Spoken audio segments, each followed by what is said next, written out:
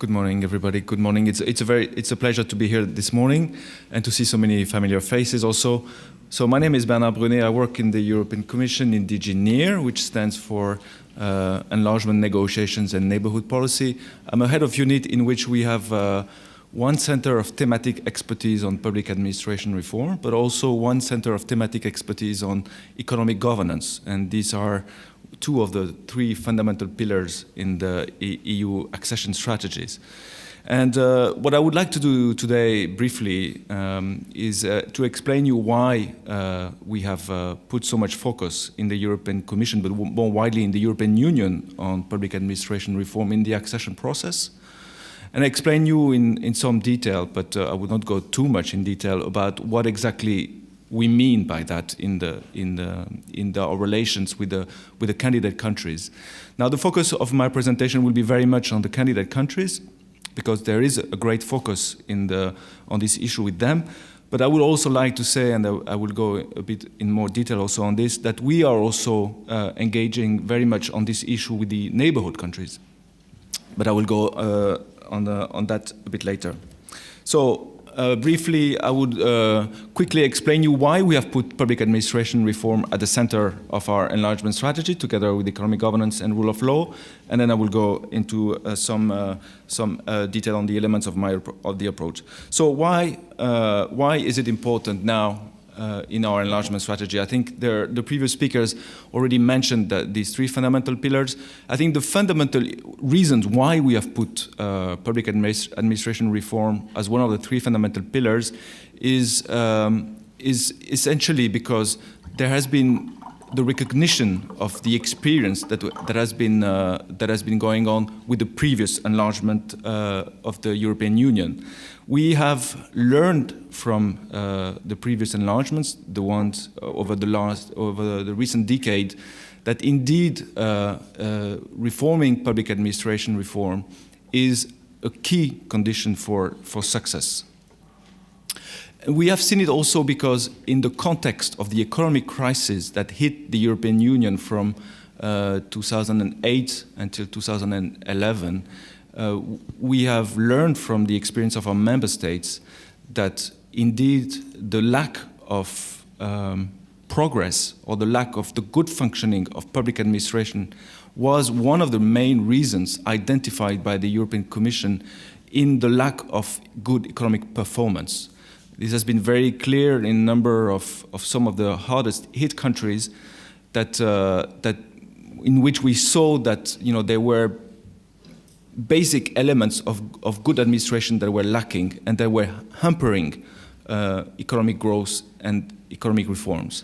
So that was one of the main reasons why we in the European Union put more and more emphasis on public administration reform for our own member states. If you look, for example, at the country-specific recommendations that are issued every year by the European Union in the context of the European semester, so the macroeconomic surveillance of our member states, you will see from 2011, more and more emphasis on recommendations on public administration reform for our member states.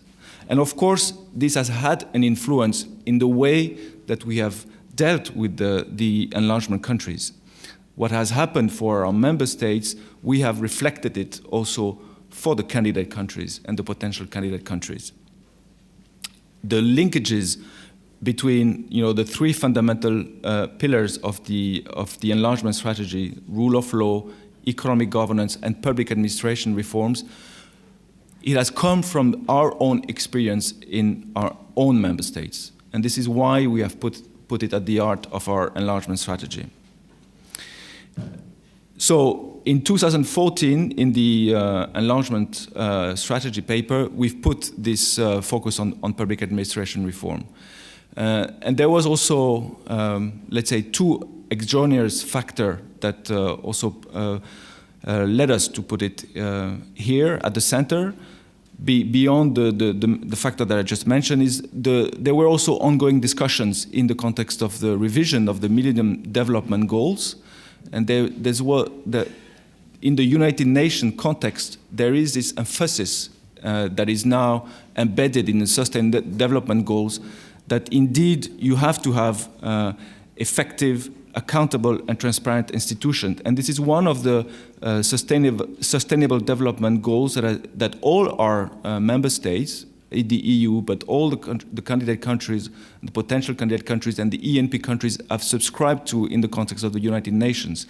They have committed this goal number 16 of the Sustainable Development Framework, in which they need to promote these effective, accountable and transparent institutions.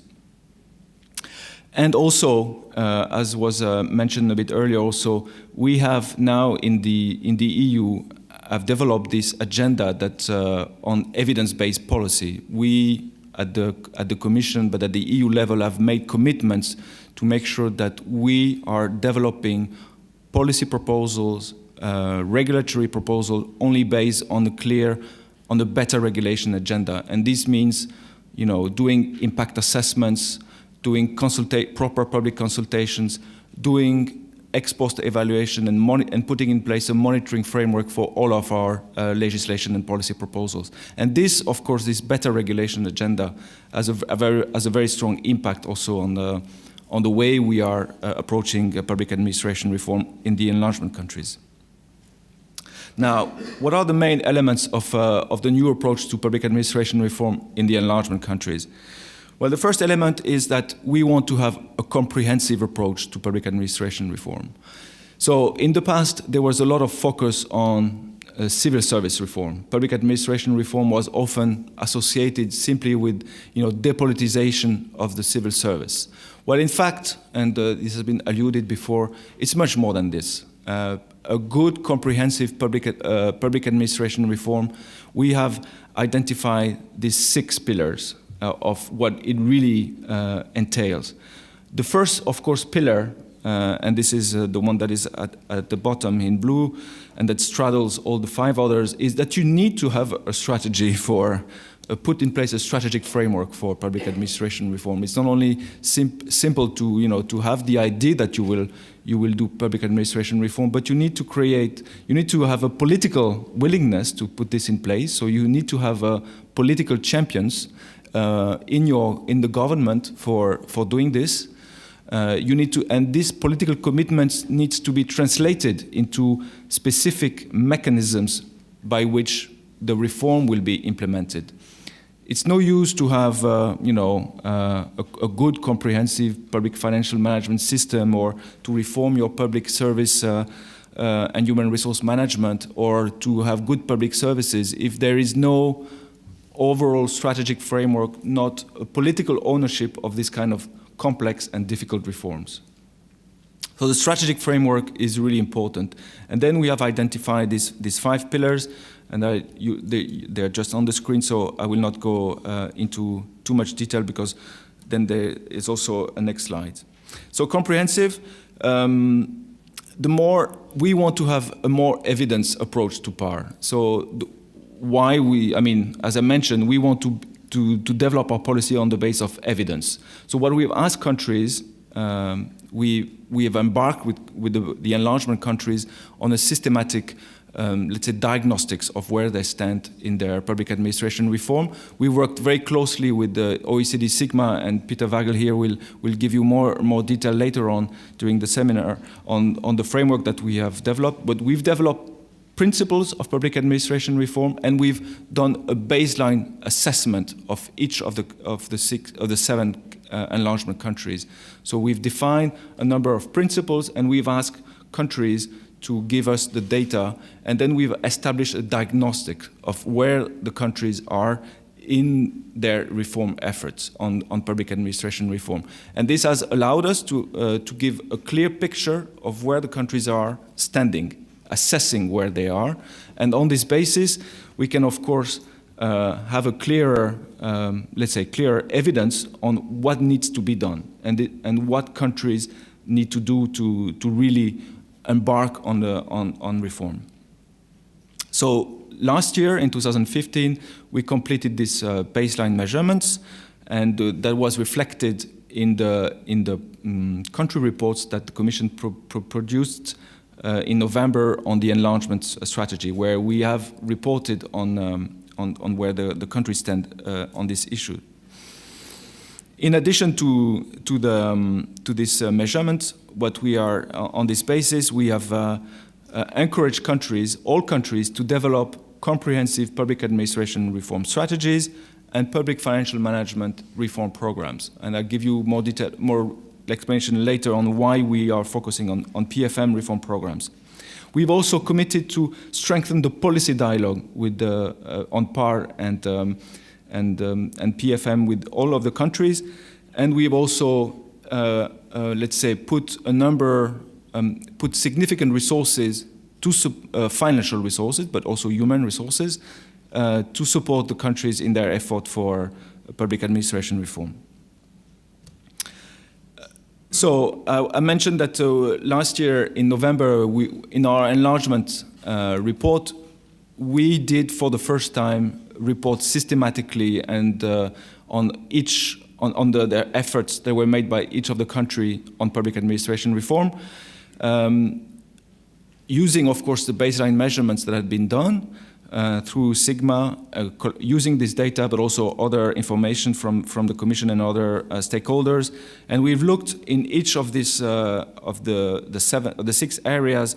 We've looked at each of the sub-criteria that you see here, and for all of these sub-elements, we have really used the measurements, the data, and the evidence collected by Sigma and on the basis of the country information, and we have really assessed where each of the country was standing in all of these areas.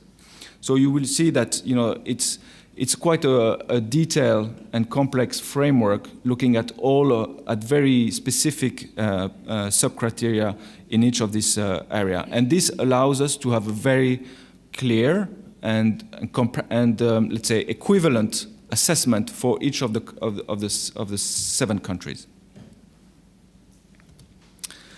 So as I mentioned, we have also launched a more structured policy dialogue with each of the countries.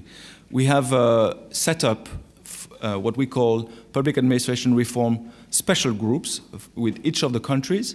So this is a regular policy dialogue held normally twice a year with each of the country. Now the thing is, we have launched the PAR special groups with all countries in the Western Balkans except yet with Bosnia and Herzegovina, which we will launch in the autumn. But this is a forum where on a biannual basis, we discuss very technically with each of the country, each of the specific specific sub-criteria, and also we have let's say a kind of high-level policy dialogue with the session with the minister in charge of public administration in this context. We have also launched, more specifically, a structured dialogue on public financial management. And why are we putting the focus on public financial management is also because we are committing quite increasingly our EU funds toward through budget support. So, providing direct support to the budget of the national governments. So moving away from classical technical assistance programs, but more directly supporting the budget of the countries. And of course, this means that for having the reassurances that our EU funds are well managed, we need to be sure that there is a credible, comprehensive, and relevant public financial management program in each of the countries, and that there are a number of mechanisms for ensuring that public financial management is sound. So we have indeed, in addition to the PAR special groups, we have launched this specific dialogue on public financial management issues. And there we've also asked countries to develop a specific PFM reform program, national reform programs. And last point, we have also tried to raise the attention on PAR and PFM at the really high level dialogue that have been created in the context of the stabilization agreements, in particular raising the issue at the Association Council or the Ministerial Council that have been established under these agreements. One of the new challenges that we are now trying to confront is to, let's say, kind of mainstream public administration reform in the way we are approaching our relations and the reforms of the countries. It's a bit of the same that was just mentioned by my colleague. It's not only looking at public administration reform in isolation, but looking at public administration reform as something that straddles all the areas of intervention of the government and for the commission activities. In the past, if you want, we were looking at PAR as a separate sector of intervention. The Commission, or in its intervention, for example, we are supporting PAR, or we are supporting education, or health, or transport, or whatever. The idea now is really now to put PAR as really at the center of the interventions, not to make it as let's say as a condition for everything, but to make sure that when countries and the Commission intervene in one particular area, for example in transport or in environment, we and the government need to look at the PAR angle as they intervene in this sector. If you want to have a sustainable and credible and efficient environment policy, you need to have evidence-based approach. You need to have an impact assessment.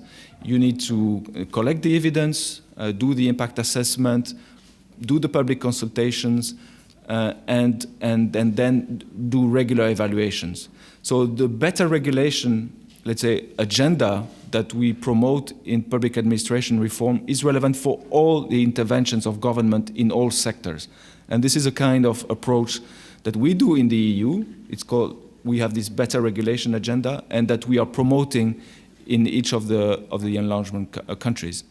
And this is really, it involves a change of mindset and culture, because it really implies that the way governments will look at the public policy is not something that is dictated from the top and done in isolation just for the sake of harmonizing with the EU acquis, but really changing the way they are interacting with the various stakeholders, collecting the evidence, doing proper regulatory and impact assessment, and this kind of systematic evaluation and monitoring of the policies. So this is one of the things that is now very prominent in the EU internal agenda, but also increasingly that we're promoting in the candidate countries. So this is again what I was just saying now. So the focus is really not on the acquis, but really on having a more holistic approach. Now, to conclude, I want to maybe stress that there is indeed the same approach we are promoting in the ENP countries, in Moldova, in Ukraine, in the Eastern Partnership, but also in the Southern neighborhood. We are promoting the same approach to putting public administration reform and good governance at the center of intervention. And for example, in the context of Moldova, Moldova used the principles of public administration reform that were developed for the candidate countries and did the same assessment as the candidate countries and developed its own public administration reform. And you will hear, of course, tomorrow Commissioner Hahn stating more the political importance and of public administration reform. But just to quote him in this in the last enlargement strategy in the previous year enlargement strategy, where he stressed very much the interlinkages between the public administration reform and the economic development and the progress on rule of law. And this is something that I maybe would like to leave as a conclusion is public administration reform is not, it's part of a wider political agenda. And the linkages between progress on the political reform and the progress on economic governance and the economic development really depend also on a credible, sustainable effort on public administration reform. And this is why we have put it so much at the center of intervention. Thank you very much.